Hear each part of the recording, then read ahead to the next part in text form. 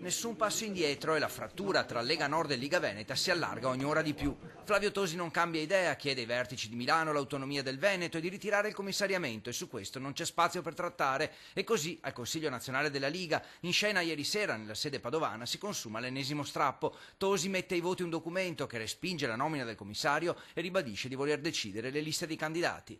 Perché l'articolo 39 dello Statuto recita che le liste e le alleanze per le regionali competono agli organismi regionali e quindi abbiamo ribadito quello che lo Statuto prevede, che non può essere la segreteria federale o un commissario a portare via questa competenza alla Liga Veneta.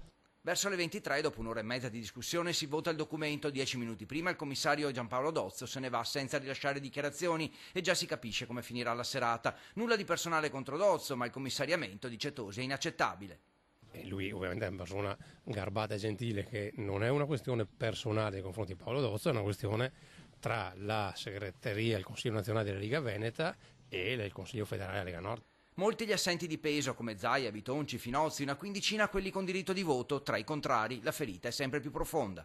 Il prossimo passo, ci siamo già dati appuntamento la settimana prossima, sarà quello di guardare la composizione della lista Lega Nord in primis. La votazione è stata, ci sono stati 3 voti contrari rispetto alla maggioranza.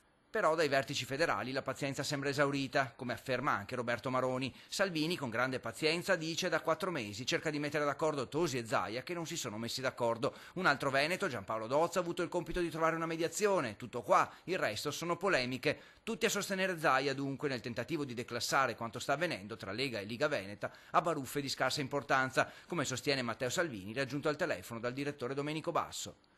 Non entro nel merito, ho già seguito anche troppo i bisticci, è colpa tua, è colpa mia, è colpa sua. C'è un governatore da sostenere e da rieleggere, punto, e questo mi interessa. C'è qualcuno che bisticcia, non c'è un consiglio contro Tizio, Caio. Mi creda, non mi interessa. Spunta invece l'ipotesi di una candidatura di Tosi a governatore e candidarsi contro Zaia sarebbe l'ultima provocazione. Chiunque non sostiene Luca Zaia, dice Salvini, si mette fuori dalla Lega, l'alternativa è fra Zaia e Moretti. Tosi ha detto che potrebbe candidarsi a governatore a questo punto. Contro Luca Zaia, auguri, vediamo i veneti chi sceglieranno, non ho dubbi io in proposito.